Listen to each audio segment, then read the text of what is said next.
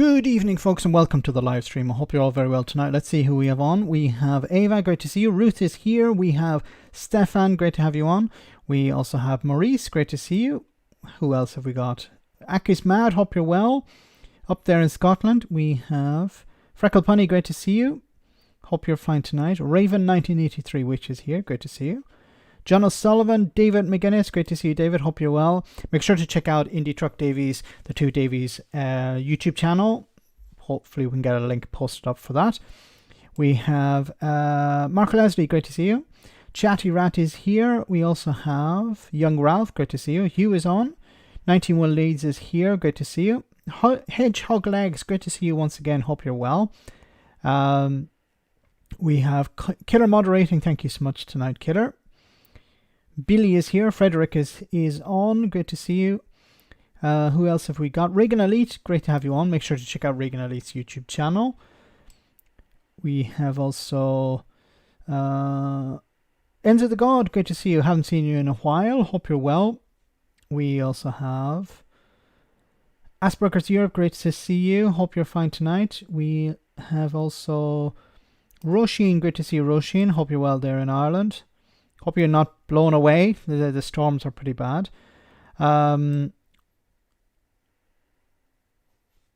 Tories, Joe Lefty Boater, great to see you. Derek is here. Tories don't get tasered. Great to have you on. Hope you're fine tonight. And so many more. Hope you're all very well. Hope you had a wonderful weekend and you're ready for a week of madness. And we're going to start off with absolute insanity. Really, this is just insane. Okay, so this is a video that was posted by right-winger Guido Fawkes and was posted on Twitter or X or whatever. I call it Twitter. I'm not going to call it X. On Twitter by Politics UK. This is Rishi Sunak. Well, let's get into this. We'll watch the clip and then I'll explain. Hi Nigel. I just wanted to take a moment to wish you a very happy new year. Now, like you, I think immigration levels are too high. So I hope you know that today and every day throughout 2024, whether I'm working in my office in Downing Street or at home in Yorkshire, I will deliver for you. Hi Nigel. Okay, what the hell is this? Okay, so it seems that Guido Fawkes put into so number 10 in order to reach out to constituents, reach out to voters, have set up a website where you can go there, you can put in information about yourself, your priorities, and Rishi Sunak will make a video for you. Is this AI? I don't think it's completely AI, but some of it is AI. So I think it's maybe when I think allegedly it's not AI, but I think there is AI involved because whatever you put in, Rishi Sunak will say. It seems. So there's a website, you fill out a form, you put in what your priorities are, your name, where you're from, and then Rishi Sunak will regurgitate that information. This is about him being more human. So let's look at the video again because there's some telltale signs. Hi Nigel. And then it cuts. So hi Nigel. So it's not, there's no flow from hi Nigel to what he's going to talk about next. And you can see behind, I don't know if you can see behind, it says Nigel's priorities are my priorities on the board behind him.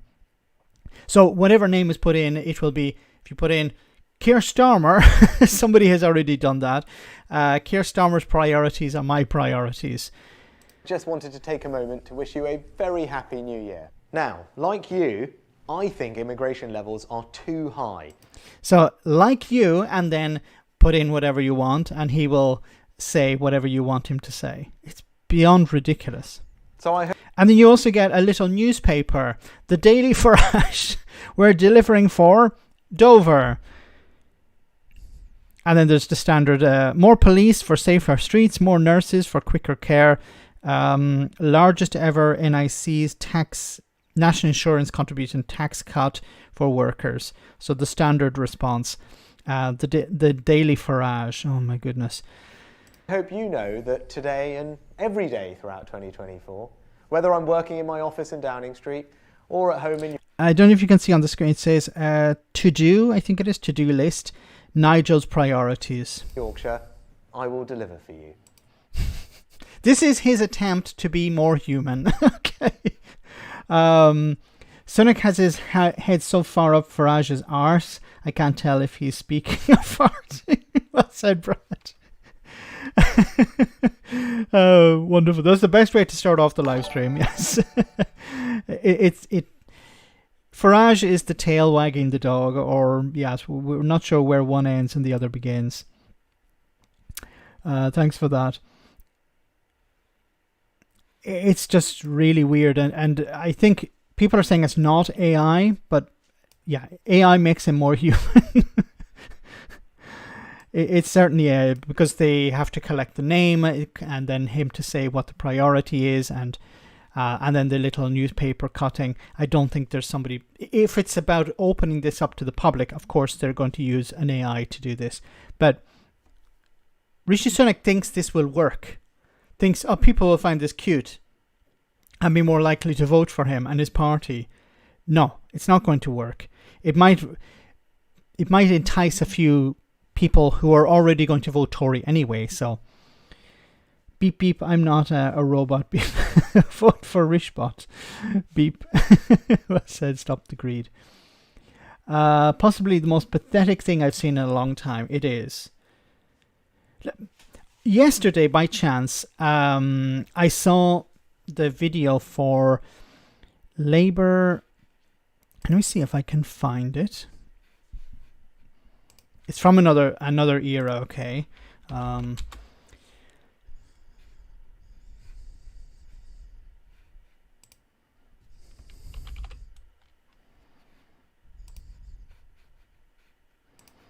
going to try and bring it up here.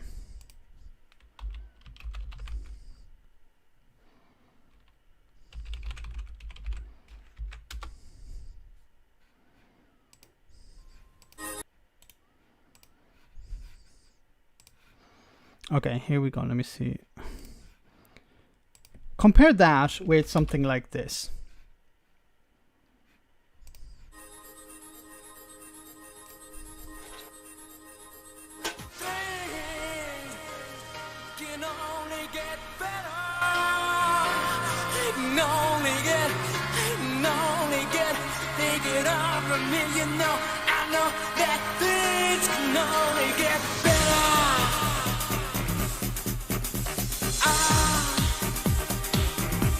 Okay, so this is a Labour political broadcast video from 1997. I don't like the use of the sun, of course.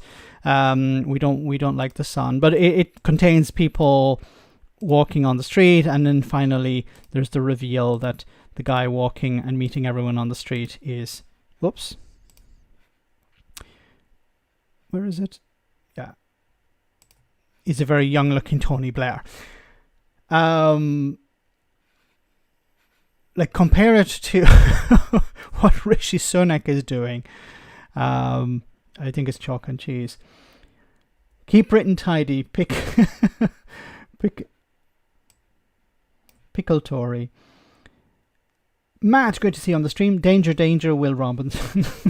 To be fair, this is rather entertaining, although certainly won't have the desired effect. Yes. So people are going to obviously use and abuse this thing, are going to get him to say all sorts of things.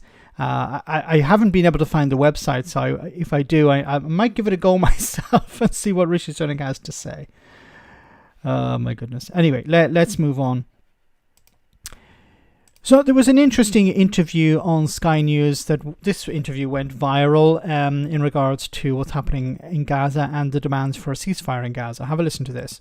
Dr. Francois, I mean, there are many who are saying that, frankly, the Biden administration should have acted sooner and faster, that hundreds of billions of dollars has been put at risk because the Houthis have held this area in the Red Sea at ransom. Sorry, so just let me get this straight, Yalda. So we are bombing one of the poorest countries in the world that has been under a humanitarian blockade. There has been famine. These people have been decimated, and we are bombing them because a couple of guys in dinghies in support for the Palestinians who are having a genocide committed against them. they're objecting to that and we're bombing them. Come on now. I mean, Well, this is just an insane world for us to even think. I'm so sorry your Amazon packages are delayed. I really am. Like, I wish mine came on time.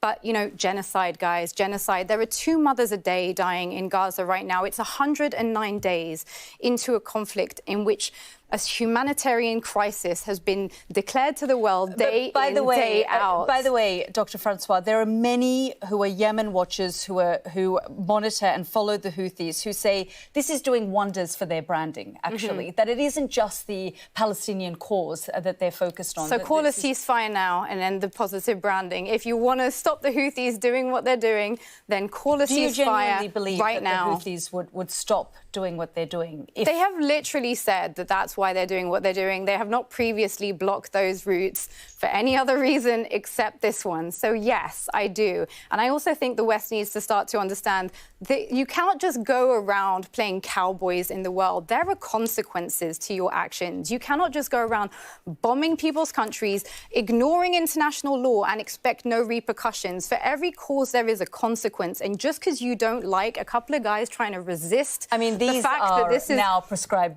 terrorists. Sure, according to Western governments, well, they are also according to the yeah. Yemeni people, because they've which is a Saudi-backed government, which is essentially our. But the Yemenis who live, under Houthi rule, talk about the fact that this group continues to terrorise them as well. Yeah, I'm no fan of the Houthis, apart from when they're blockading in favour of a ceasefire, which should have been called a long time ago. Bill Browder, I'm just going to bring you into the conversation.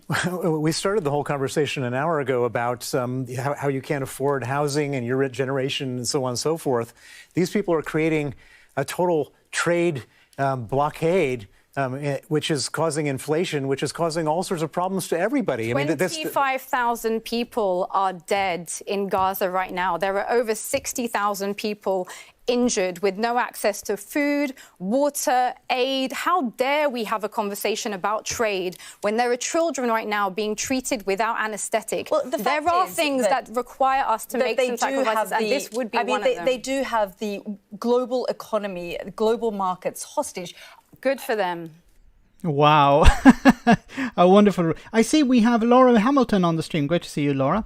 A wonderful response to this. You know, if trade is such a concern, then why don't we put pressure on the Israelis to issue a ceasefire, to stop this? Like, how can you have on the one side international trade and then on the other side women being killed, women and children being killed, children getting operations without anesthetic because there's no medicine available? How can we have those? How can that be a balance?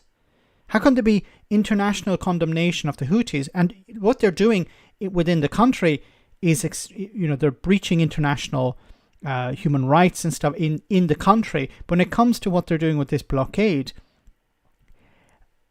how can you balance the two? So Miriam Francois is completely correct here.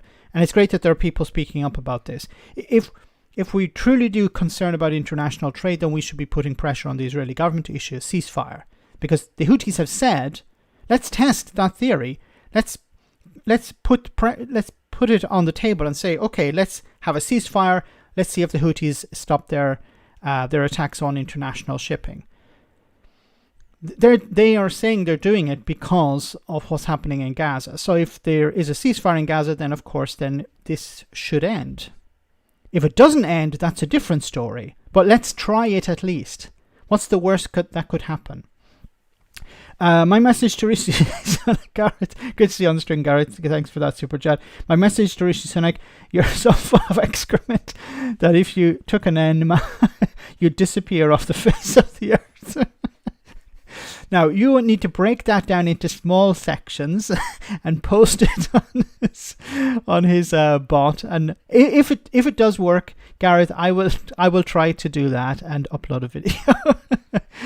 Oh my good. Hopefully it lets you you should be able to record it in some format. So let's move on. Sticking somewhat with the stories of today in relation to that. Labour MPs. Whoops. I'm tearing stuff down here. Ah, damn it! This is not where I wanted to go, but I'll come back to that. Sometimes I have my links set up, and then whoever posted the links change things around. So this is what Rishi Sunak was saying about what's happening. So another strike has taken place in Yemen against Houthis. This is what the Prime Minister had to say about it. As difficult as the situation is, to do nothing would also be a choice. And I believe it would be the wrong choice, because it would be tantamount to ceding control of a global shipping route which is economically vital to a dangerous militant group which is backed by Iran and putting innocent lives at risk. But he's right, the military action should sit within a broader strategy, which hopefully he can see from my statement we are engaged in on all fronts. And with regard specifically to the point he raises about Israel and Gaza, as I've been clear, no one wants to see this conflict go on for a moment longer than necessary. An immediate pause is necessary to get aid in and hostages out. That's what we have been calling for. And the best outcome. So when have you been calling for it? Will be moving from that pause to a sustainable ceasefire. But as I also was clear in my statement, there are a number of things that need to happen for that to be possible. That involves a release of all the hostages by Hamas no longer being in charge of Gaza, and an agreement for the Palestinian Authority to return to Gaza to provide governance. So that's a conversation that we've been having, and we'll continue to push for that, because I believe that will be the best outcome, and is one that is widely supported, I would imagine, by everyone in this House. Okay, but wouldn't it make more sense to have the ceasefire and then put those things in place? It's frustrating, because what you're doing is you're creating obstacles. I'm not on the side of Hamas here, but you're creating obstacles for a ceasefire. This is what Keir Starmer had to say. We must show Iran that it cannot pursue its ends by destabilising the entire region.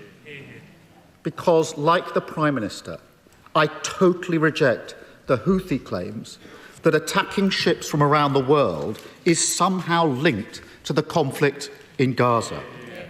Okay, but so initially they said that they were doing it because they were attacking Israeli ships. Now, in a sense, they're trying to put pressure on the international community, it seems. So they're saying, we're going to attack any ships that pass through. And it seems to be working. They have redirected ships through past in another way around Africa by the Cape of Good Hope, which is adding extra cost, and it's putting pressure on governments to do something about it. But allegedly, it seems this could end tomorrow if the Israeli government said, okay, we're going to issue a ceasefire. So shouldn't Israel's allies, the US and the UK in particular, be putting pressure on Israel to issue a ceasefire in order to save, if you don't want to talk about Gaza, but in order to save international trade? These attacks do absolutely nothing for the Palestinian people. What is needed in Gaza is a humanitarian truce now, a sustainable ceasefire to stop the killing of innocent civilians, the space for the return of all the hostages, urgent humanitarian relief, and a decisive step towards a two-state solution. Because, Mr. Speaker, Palestinian statehood is the inalienable right of the Palestinian people. It is not in the gift of a neighbour. This is a big problem at the moment. So the Israeli government has said that they're not willing to allow a Palestinian state to exist. So they don't believe in a two-state solution. They had said that they did back during the Oslo Agreement in 1993, and that had been somewhat the idea since then. But recently, it seems the Israeli Prime Minister and his cabinet have said, no, we're against the idea of a two-state solution. There'll be a one-state solution, and we will be in charge. Now, some of them have softened that somewhat by saying, yes, the Palestinians can have something of a state, but it can't be a sovereign state. They can have their own military. They can have their own security forces. They can have their own intelligence. So they can't really have a state. They can have something like a sort of devolved administration, maybe. That's the most that they could hope for. And of course, that's not going to bring about peace, because, of course, there will be people on the Palestinian side rightly saying, no, we deserve a state. We want a state. We deserve a state. We've been promised a state. Okay, let's jump to some other stories that popped up here on Sky News. Northern Ireland set for another new deadline for power sharing deal. The government is to push back the deadline to restoring power sharing in Northern Ireland after almost 2 years without a devolved administration. Power sharing, the mechanism by which the Stormont executive is formed under the Good Friday Agreement, was collapsed by the DUP refusal to allow a speaker to be nominated. And who was that speaker? Of course, the Sinn Féin leader. A new law, which will be debated and voted on in its entirety on Wednesday, the 24th of January, will set a new deadline for the formation of an executive at the 8th of February. So more of the can kicking regarding Northern Ireland and the DUP's desire to fudge this, to reject the idea of democracy. The DUP are not a democratic party; they're anti-democratic. The economy one I'll come to in a moment. The House of Commons has been a bit of a playground. MPs, despite being grown men and women, aren't above shouting at each other, laughing, and at times even tears. Trying to keep control of the proceedings is the Speaker, and he or she has their work cut out. But much like a frazzled parent, however noisy and unpleasant it gets, they are protective of their fellow MPs. And today, Sir Lindsay Hoyle criticised the Prime Minister for not giving Parliament a chance to have its say over military action. Yeah, that he was interviewed about that. DUP bad. Well, the DUP make themselves look bad. That's the problem, Anthony. The DUP, and we said this before, the DUP were told that leaving the European Union would be a bad thing for the Union. It was actually the case when it came to a United Ireland. Support for a United Ireland was declining right up until 2014 and then 2015. And then in 2016, when the Brexit vote came, support for a United Ireland started to increase. And the DUP were warned that if we leave the European Union, there's going to be disruption. So instead of saying, okay, well, actually, let's keep things as they are, no, their hatred of Europe and Ireland was stronger than any love for the Union. So they backed Boris Johnson and the Brexiteers under the impression that what would happen is the UK would leave the European Union and a hard border would be put up on the island of Ireland. Now, the DUP, of course, were against the Good Friday Agreement, so they didn't have a problem with a hard border on the island of Ireland. But they didn't realise that the UK government would have a problem with a hard border on the island of Ireland. And they believed that the British government would listen to the DUP over international partners. And then they were proven wrong. But instead of saying, okay, we were wrong, and let's just accept reality, no, they take their ball and go home with it. David McGuinness, thanks so much for that super chat. Kidstarter has a fucking joke. Statehood is not in the gift of a neighbour. Often tell that to fucking Westminster. This is thanks so much, David. It's going to be interesting what happens when Labour come into power. Are they going to issue a Section 30 to the Scottish government? Are they going to be like the Tories and continue to refuse that? People will say that Keir Starmer doesn't want to be the Prime Minister to see the end of the Union, but the Union is ending, and I think it would actually be it would actually look good in his. I think it would actually look good, not from the point of view of the Tories, but for British people, if Starmer did say, okay, the Scottish people, we're not going to stand in the way of another referendum and allow another referendum to take place. It's ridiculous that we have to use that type of language, allow Scotland to have a referendum. It's meant to be a union of equals. Well, it's not really a union of equals because Scotland has to ask to leave. Can you imagine if it had been like that with Brexit? Imagine if the UK had gone to the European Union, gone to the Commission and said, look, we'd like to leave. And the European Union said, no, we're not going to let you go. Okay. How would Brexiteers respond to that? Would they say, well, we had a vote in the past and we voted to remain in the European Union, so we're not going to have another vote. It's done and dusted. Once in a generation sort of stuff.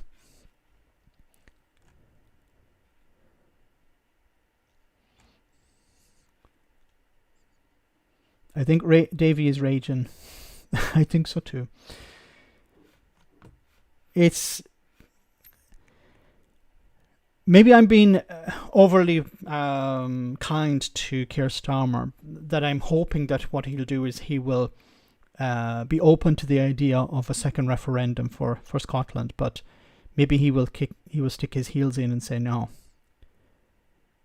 The end of the union is coming. If it's a voluntary union, member of the union, you should have the right to stay or go. I think a very powerful argument in response to the unionists would be, well, why don't you say to the Scottish people, look, you're free to go, but you're also free to come back. If in the future, after you become independent, you decide independence isn't for us, we'd like to be part of the UK union once again, the door is always open. Wouldn't that be an actual positive way to sell the union, no? It would be complicated, of course, but wouldn't that be a positive way to say, look, Scotland, we're happy to see, we're happy to allow Scotland to leave. I hate to use the language again, it's very condescending, but we're happy for the Scottish people to choose whether to stay or whether to go. But the door is always open. A bit like the European Union has said to Britain, we're sad that you have left, but we'd welcome you back. Why can't unionists be like that? Why is it always very, no, we're not going to allow the Scots to go. Scotland is too small of a country. It can't survive on its own. Then you look at countries like Liechtenstein or Malta or Estonia, and then say they're too small to survive. Scottish Oil paying for the royal family and Wimbledon tennis. Yeah, that's how it works. Rush decision to blame for problems with free child care rollout. Labour's Bridget Phillipson tells Politics Hub with Sophie Ridge that she's concerned about issues affecting the rollout of free hours of childcare from April. She claims Treasury sources are also voicing their concerns and adds, this is what comes from the Chancellor rushing into a decision in the budget. So this is about this idea of increasing free childcare for families. But the problem also is that there isn't the space available. So you can say, well, we're going to provide free childcare, but if there isn't the space available to put children into these facilities, if they don't have the staff, then once again, what's the point in making it free? It's like, I'll send you on a free trip to the moon, but we don't have any rockets. Stefan, thank you so much for that super chat. No need for referendum. Just join the single market, the customs union. It wasn't voted on.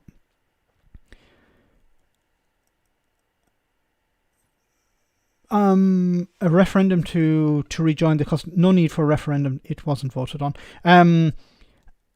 That's an interesting thing, and I have said before that if the UK wanted to rejoin, it wouldn't necessarily need a referendum. It could be done through Parliament, and I think it would be better if it's done through Parliament. So the parties present their manifesto, but it would require consensus in Parliament that both main parties would have to say, yes, we want to rejoin the European Union.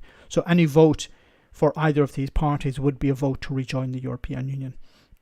Because the problem with referenda is that people don't know what they're voting for. We saw it with Brexit. There were people who said they voted for Brexit because they wanted, they were listening to Nigel Farage, who said, yeah, we can be like Norway. And then a week later, he was saying, no, we don't want to be like Norway. We can be like Switzerland. No, we don't want to be like Switzerland. Daniel Hannan saying, no, we're not going, nobody's talking about leaving the single market. And then what happened? The UK left the single market, or Great Britain left the single market. So nobody knew what they were voting for. On the ballot it said, leave the European Union, but nobody knew what that actually meant. So I think it should be the responsibility of Parliament. I understand the need for some sort of democratic vote.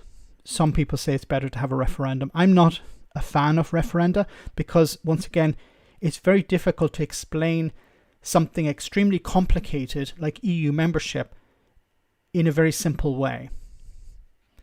You know, I understand something like the Good Friday Agreement. What happened before the Good Friday Agreement was that a pamphlet, a booklet was sent out to families in Ireland, North and South, explaining the Good Friday Agreement, explaining what would change, what would happen. And people were somewhat informed about that. Now, it was already a foregone conclusion that people would support it because it was a move away from, 30 years of war into an era of peace. So I think there wasn't much explanation required, but it was important that people understood, okay, this is what we're voting for. But there wasn't anything like that with Brexit. Thanks, Stefan. Gareth, thank you so much for the super chat. Can you imagine, though, Boris Johnson in Brussels in 2019, like, Suzzle Pops, Ursula Babes, can't sign this deal, Sammy's raging, and Paisley wants us all. I have it in my mind now. And that's exactly the type of language Boris Johnson would use. Estonia is doing brilliant, and it has less population than Wales. Yeah, and Estonia actually has, what's interesting is digital citizenship. You can set up a business in Estonia without actually living in Estonia, which is interesting.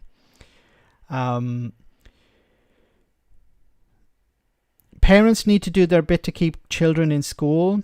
Don't like all this sort of offloading responsibility of the state. I'm not a fan of the nanny state, but I think there should be more intervention from the state. Labour can't commit to giving councils more funding despite bankruptcy warnings. GBUSSR, that was. Do you remember a 1970s comedy about GBUSSR? I don't. UUSR, USSR. I don't know. I don't know that one. A booklet is sent to every household in the Republic of Ireland setting out the pros and cons prior to every referendum in Ireland. That's good. And that's what should be happening. It's like in Switzerland as well. And also, if it doesn't reach a particular threshold, it's rejected. If there's any sort of dodginess about the campaigning, it's null and void, and they have to start again. Like, look what happened with Brexit. All the Russian money that was involved in that. Was it rejected? No. So I'm a bit concerned about some of these things. Labour can't commit to giving councils more funding despite bankruptcy warnings. Okay, if councils go bankrupt, well, technically councils can't go bankrupt. They're protected in a way so that if they do run out of money, the state, the central government steps in and provides essential services. But it's better if councils have the funding they need, because if they don't, then they're cutting back on non-essential services in a sense, but people need services. So I'm a bit concerned that Labour are downplaying a lot of, okay, we're not going to do X, we're not going to do Y, we're not going to change a lot, we're not going to, but you can't be implementing austerity again. This is austerity, not providing councils with the money they need. So this is worrying. Prices will go up in Britain if we don't act against Houthis, says Liam Fox. Yes, but why don't we say, let's put pressure on Israel to call a ceasefire, then we don't have to worry about the Houthis. Because if the Houthis continue after that, then okay, then we need to deal with the Houthis. But if the Houthis have said, the reason we're attacking international shipping is because of what's happening in Gaza, then shouldn't we be focusing on ending the problem in Gaza? If it's not just, if you're not concerned about humanitarianism, at least to protect international trade, but that doesn't seem to be the priority. And unfortunately, neither party is raising that point. Okay, that's enough with that. Let's take a short break, guys. Comedy moment, and we'll be back in just a jiffy with more serious stuff. Hope you enjoy this.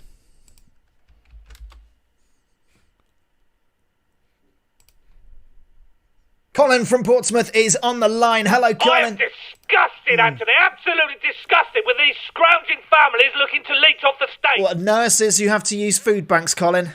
No, these people writing into the Telegraph complaining that Labour's VAT plans mean they can't afford to send their kids to private school anymore. Oh, my heart bleeds. I think I agree with you on that, Colin. That's weird. If you can't afford kids, don't have them. And if you can't be trusted not to breed within your means, then stop bloody complaining about it and maybe cut down on the Netflix and aubergine toast. If you want to put your children at an unfair advantage to the other 97%, then budget for it. This is unsettling, Colin. I agree with you completely. The government shouldn't be subsidising your lifestyle choices. Well, I blame the newspapers. They prey on these vulnerable people, these families desperately searching for cash. They exploit them for a story they know will make them a laughingstock, Colin. They know exactly what they're doing. It's just disgusting, You know a Colin. great saving that will make you immediately wealthier in this cost of living crisis? What's that? It's a simple life hack. Go on. Send your children to state school. If you really love this country, then you'd spend your efforts making our public services better instead of crying about it to the newspapers. Anyway, Anthony, thanks for having me on. Love to the family. Love to the family, Colin. Love to the family. So who are you going to vote for then this year? I'm going to see what Reform's policy is on this area. Right, yeah, I'm strangely relieved you've said that, to be fair. What policy? What have they got to say? Max, not a fan of the nanny Rees-Mogg. Blasphemy, Gareth. Thanks so much, Gareth. Yeah, well, no, nanny, don't touch nanny. Isn't Jacob Rees-Mogg the guy who took his nanny with him when he went campaigning? Oh, my goodness. So, on the... when I issued the live stream, I posted a picture of Jacob Rees-Mogg, our good friend Jacob Rees-Mogg, and I mentioned how Britain is going back to the Victorian period. Have a look at this. Numbers of times with sewage coming up through the floors. But that is sewage. The threat of raw sewage entering the school could even put lives at risk. So the head uses a specialist monitor Carbon monoxide's going down. to check for dangerous and even explosive gases. We've had to abandon the building for explosive levels of sewer gas. You get used to every problem and you deal with it and deal with it. Numbers of times. So it says here, watch this clip. This is a primary school and it's in danger of sewage fumes in 21st century Britain. But tax cuts are the priority of the government. Yes, Rishi Sunak and Jeremy Hunt have been saying the priority is to cut taxes for the rich, and then this money will trickle down and it will somehow fund public services. But if you're cutting taxes, it means you're cutting public services. And this is the consequence of that. Schools with raw sewage coming in and children having to be evacuated because of the fumes.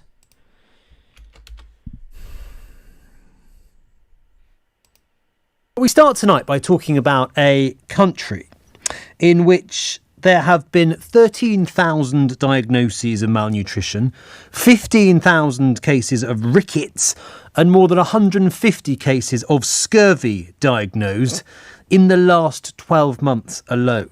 Now, you're probably thinking, what underdeveloped, poverty-stricken nation do these poor people live in? And the answer, you know where this is going, is ours. This is us. This is our country. This is Britain in 2024, a country where tens of thousands of people are being diagnosed each year, it seems, with Victorian-era diseases of poverty and deprivation.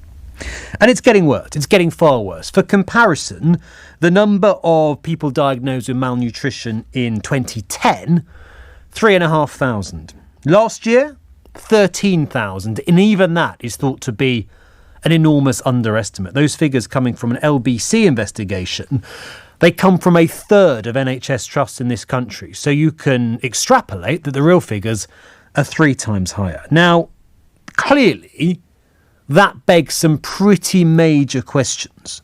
How does a country with the 6th biggest economy in the world end up with tens of thousands of people each year being diagnosed with diseases that we thought or hoped had died out centuries ago? Scurvy, rickets, malnutrition.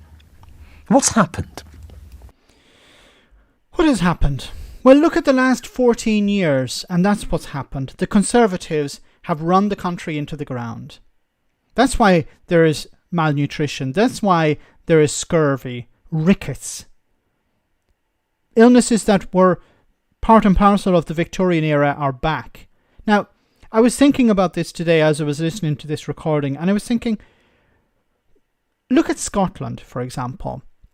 When a new baby is born, the family receive a box, a baby box, and inside the box contains stuff like nappies, instructions on how to clean baby and stuff like that. I haven't seen the boxes in detail, but I know a little bit about what's inside. A starter kit to help a family who's started with a new baby and maybe don't know, like, what should I use, or what do I need to get, what's the best thing to clean the baby, what's the best powder to use, whatever, stuff like that. It's information, and it's a little package to help people start out. Now, I was thinking about this, and I was thinking, how much would it cost to create a little box, to get some nutritionists involved, Jamie Oliver or someone, to get a box that you could send out to every family once a week. Paper box, recycled paper, whatever, and in it contains what's necessary. So you look at, okay, the council could do it. Give the money to the council. Get initiatives going. The Tories could do this if they wanted. They don't want to, of course. They don't give a crap about the poor and the destitute. But you could have something like a baby box. Contain fruit and vegetables for a week, okay? It's not going to last for months. Just for a week, put in what people need. Fresh fruit and vegetables, canned food that's, nutritious. I'm not talking about ready meals, stuff like this, but basic requirements that people need in order to avoid things like rickets or scurvy and malnutrition. How would that be so difficult? Would it be difficult? Families could apply for it. You just fill out a form online, you go to your local town hall or something, you say, look, I'd like this package every week, here's my address, this is how many people are in my family. Something quite simple. And then every family could receive it, and they wouldn't have to worry about going to a food bank, they wouldn't have to worry about the stigma connected to that, or the concerns about that. And how much would it cost? Fuck all. It would cost nothing. It would cost less than what's been sent to freaking Rwanda. But they wouldn't do that. They could end a lot of these problems pretty quickly, but they would prefer not to. Jacob Rees-Mogg now needs to go to confession after this news caused him to wake up too much. A bit of grim humour there, Brad, and appreciated. We need a bit of a laugh after all of this, because it's knits and scabies bring back the knit nurse. It's thanks, Brad. Isn't it sad? It's depressing. Like, what is the point in government if it doesn't look after its people? I've mentioned before, like, what's the point in government if it doesn't look after the health and well-being? And when I talk about well-being, I meant, social welfare, funding to help people lift themselves out of poverty. But we're even beyond that. It's not about money anymore. It's about people having proper food to eat. And this would actually help so many sectors. Can you imagine if the government said, okay, what we need is farmers to start growing lots of food? But then that would create a problem, I guess, because they wouldn't have the workers. And then the Tories don't want to bring in workers because we don't like foreigners, remember. We're not supposed to bring foreigners in because that's the problem. It pisses off, racists and bigots. So we can't feed people, because this would result in having to upset a small section of society who are determined to vote for Reform UK. So everything has to come to a grinding halt. A UBI. I think, and I agree 100%, Reagan, but even beyond a UBI, because this is just about giving people some food. It's about avoiding these problems. And what happens is, of course, this means that the NHS has more costs to bear, because it means that it has to start treating people with scurvy. With frigging scurvy.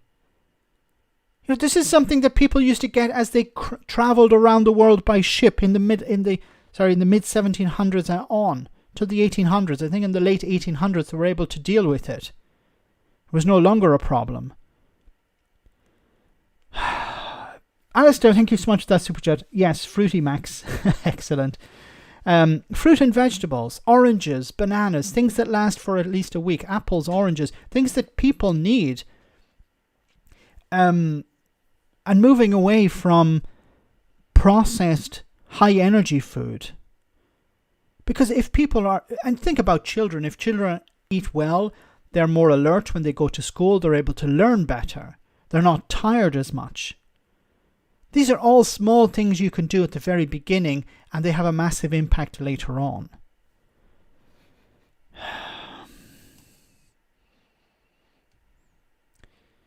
Thatcher would be proud, yes. Scotland also has a Scottish child payment, £25 per week per child for those who qualify. Let me see if I can get this working.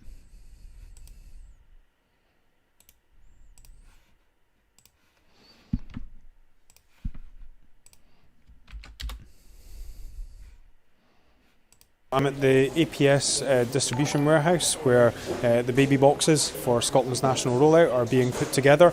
So the baby box is about ensuring that every child in Scotland, regardless of the circumstances they're born into, has the very best start in life. This is a box. My God, this is terrible. How could you think of such a thing? Can you imagine a Tory watching this? Oh my goodness, I'll have to cover my eyes. It's worse than the worst horror.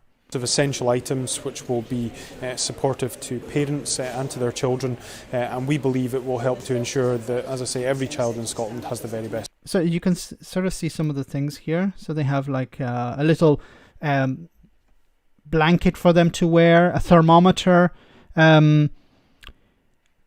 blankets, things like that, nappies, sponge for cleaning, bedclothes, a towel, things like this. You know, these are things, and then a booklet, it seems. Things that, you know, parents may not automatically think about, and then they'd have to go out and buy, and then they, you know, baby clothes is frigging expensive. Okay, I don't have children, but I know that baby clothes are expensive. You know, I saw in a shop little shoes. I was buying them for our nephew. Little shoes that cost more than adult shoes. And I was like, how can they be more expensive? They're tiny. The material required is very little. So it's great if the government are able to step in and provide people with this sort of support. It's evil at work. Scotland bad. Yes. Make Scotland cringe again. You know, and of course this is not mentioned in Westminster, you know, in London. It's not mentioned in the mainstream media. Scotland has the very best start in life. We've provided clothing for babies for up to 6 months of age. We've provided books for parents to read to their children, a changing mat. And this is wonderful as well. It's reading books to children. It doesn't actually have to be something necessary like a thermometer or a blanket, but even a book for parents to read to their children, which is extremely important psychologically. You know, how many children are, you know, handed a tablet or a phone to play with that, you know, as a distractor. When instead, a wonderful thing is reading to children. You know, the parents can make the sounds of the animals or the characters, and this is a very important period of bonding that has to take place at the very beginning of the child's growing. A travel playmat, toys, and some safety equipment, including a digital thermometer for baby's temperature, but also a room and bath thermometer. And obviously the box itself. There you have it. Can you imagine, many parents may not think, oh, well, the water temperature seems okay for me, put the baby in, and the baby gets a rash or something, then they have to go to the hospital. So if they're informed beforehand, it's better to have a lower temperature or higher temperature or whatever, a lower temperature, I imagine. Once again, I don't have kids, so I imagine people watching the stream are going, Max, what the hell are you saying? But it's great that the parents are getting this extra information. It's in a very informal way. But also, I think that the idea of the storybook is a wonderful idea. Creating this connection that children don't normally have. As I said, it's quite sad when you see a child being given a tablet there. Play with that, you know, to pass the time. With a mattress and a sheet and blanket are providing a safe place to sleep. We know that one of the risks for cot death is where a parent shares a bed with a baby or shares a sofa. And so by providing this box, we would hope that parents will think about putting their baby to sleep in a safe place. And we're going to evaluate the impact that that has. So we ran 2 pilot projects, one in Clackmannanshire and one in Orkney. They were about testing what the parental feedback was in relation to the items that were going to be included within the box. Feedback from parents was very important. It helped to ensure that we could refine what was offered within the box. We took some items out, we added some items in. So the box as we see it now has been very much shaped by the feedback we received from parents in the pilot project. Wonderful. Wonderful thing. Yes, there was a fraudulent slip there slightly. I thought it'd get past you guys, but of course it didn't. Anyway, Gareth, thank you so much for that super chat. You want the Tory government to provide food boxes? Seriously? Have you forgotten the effing shambles that there was during the free meals during COVID? Yes. Yes, you're right. It was an idea. It stayed in my mind for about 5 minutes, and then I was like, what are you talking about? The Tories providing free meals to people? But seriously, I really hope that Labour are looking at what's happening in Scotland and saying, actually, this is a good idea. But can you imagine providing people with, meals, but not just meals, about fresh fruit, vegetables, good food, and this would avoid the problems later on where people have to go into A&E, get expensive treatment because they didn't receive the right food, the right nourishment at the beginning. It was to improve cot debts at first. It was a great idea. And we're still not sure why the cause of cot debts, but it seems that if the children sleep in a different room, it seems to be, maybe it's something to do with carbon monoxide, I don't know. Or carbon dioxide, I should say. Alistair, thank you so much for that super chat. This is a wonderful idea. I doubt it's very expensive, but it's something that would create, as I said, create a great connection between parent and child. That's the baby box, but also providing people in the rest of the UK with fresh fruit and vegetables. It makes people feel better. It gives them energy. Avoids a lot of these health problems.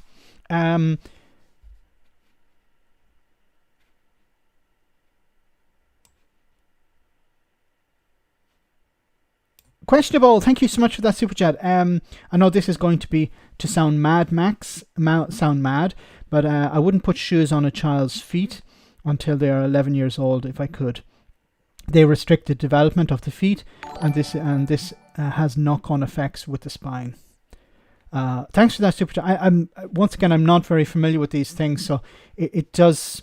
Yeah, children's feet are constantly growing, so I guess it can putting shoes on. Maybe it's better something like sandals or flip flops or something like that, or slippers. Mainly wearing. I remember when I was at school in elementary school, we used to wear slippers all the time. I don't know if it was related to hygiene, maybe to keep the place clean. But the slippers were not very clean. But maybe it was, not to be wearing stiff shoes all day long. It's pretty bad for your feet, I think. Thanks for that. And it definitely makes sense.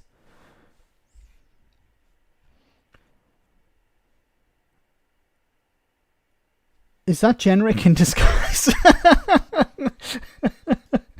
That's very mean. I imagine this guy is a wonderful Scot, a wonderful human being. He doesn't believe in in what the Tories believe in. So, guys, we're almost at the end of the stream. I wanted to cover some more stories, but I got a bit sidetracked there. Not with this story, but with the other stories after the update. The baby boxes cost £186.20 each, Max, which is nothing for the state. So the Tories could easily afford that.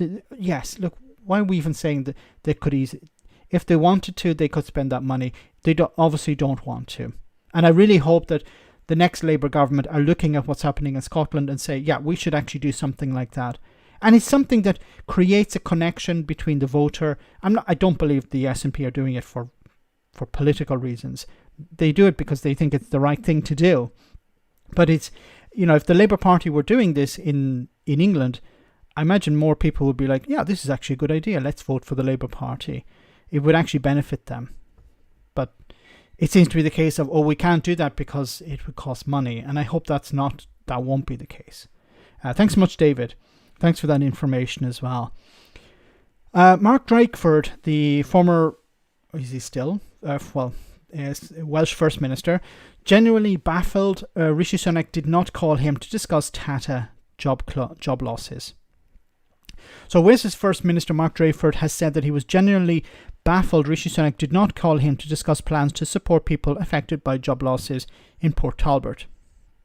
Last week, Tata Steel said it would cut up to 2,800 jobs in the UK. The majority of those will be in the UK's largest steelworks in the South Wales town, as the company replaces its blast furnaces with electric arc furnaces.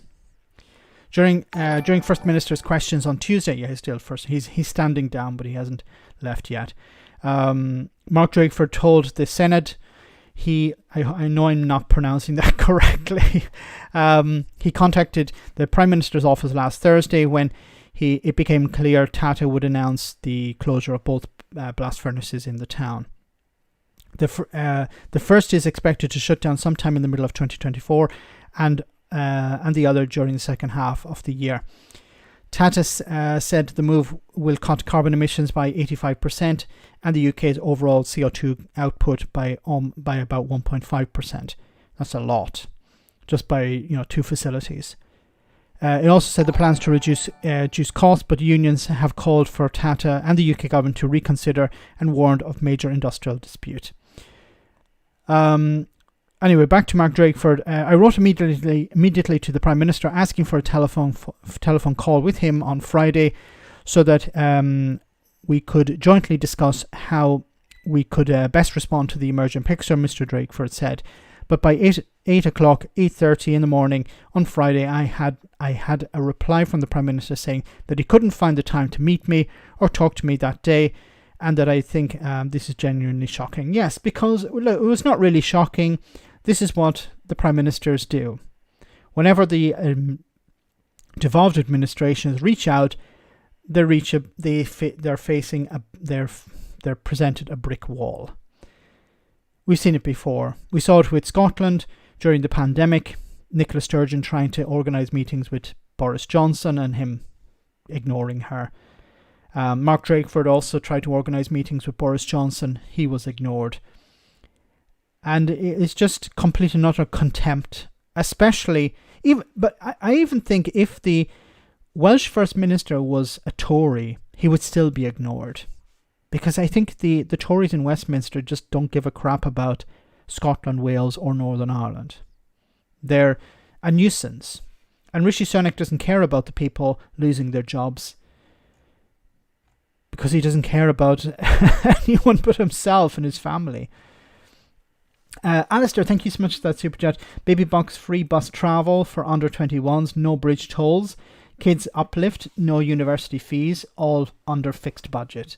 So can you imagine what Scotland could do if it had access to the oil, the oil revenues? Be a different story. Thanks so much, Alistair.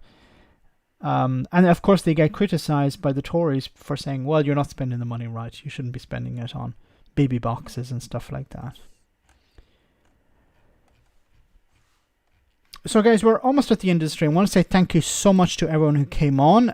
Thank you so much for the super chats, greatly appreciated. And thanks to the moderators for doing a wonderful job. Before we finish, we have our one for the road. So it's Matt Green once again. I hope to see you on Friday, same bat time, same bat channel. Actually, before we go, let me read some more of your comments. Devolution is just an excuse to blame someone else. Responsibility without authority. Well said, Shell.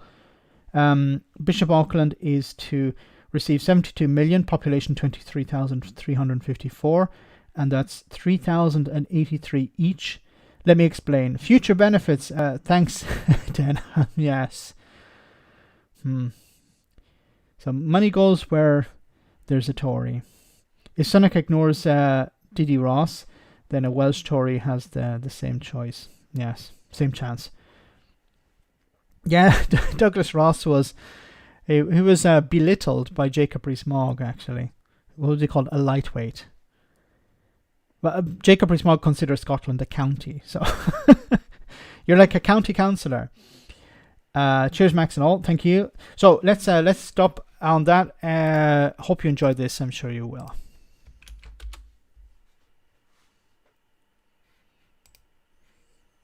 The government is giving Ofcom stronger powers to deal with the BBC amidst accusations of bias. We were due to talk to the Culture Secretary about this, but instead she sent one of her junior ministers. Yes, I'm afraid she's catching up with the traitors. The second series? No, the MPs who voted against the Rwanda bill. So, Minister, exactly how do you think the BBC is biased? Well, there's a perception in the public that it's biased. But where's the evidence of that? There's evidence of a public perception of bias. Sorry, but evidence of perception of bias isn't evidence of bias, is it? No, but impartiality is a matter of perception, and our impartial perception is of a public perception of partiality. Sorry, can you say that again? I highly doubt it. So are you saying that the BBC is biased? I think that on occasion it has been biased. Can you give me an example? Well, it's not a question of examples, it's more a question of a vibe. You know, I was on a BBC programme very recently, and I got the very strong vibe that the presenter did not like me. Okay, but can you give me an example of the BBC being biased in its reporting? Well, they've reported several times that Brexit isn't going well, but is that not just the reality? Not our reality. That's why we've given more powers to the board, who we've appointed to ensure that the BBC conforms to the correct, conservative reality. Shouldn't the BBC try to report objective reality? There's no such thing. But as I said, our job is simply to point out that the public has a perception of bias. And where does the public get that perception from? I'm sorry? Is it possible that the public's perception is wrong? I mean, that they've got this perception of bias from years of attacks from a hostile, predominantly right-wing press and negative government messaging. Complaints from the public are going up. People are angry. But surely impartiality means you'll anger everybody sometimes. How about a programme that got 50 complaints saying it was too left-wing and 50 complaints saying it was too right-wing? Doesn't that show a sort of balance? Sounds like 100 complaints to me, and they could halve that number instantly if they simply stuck to being impartial. Right-wing.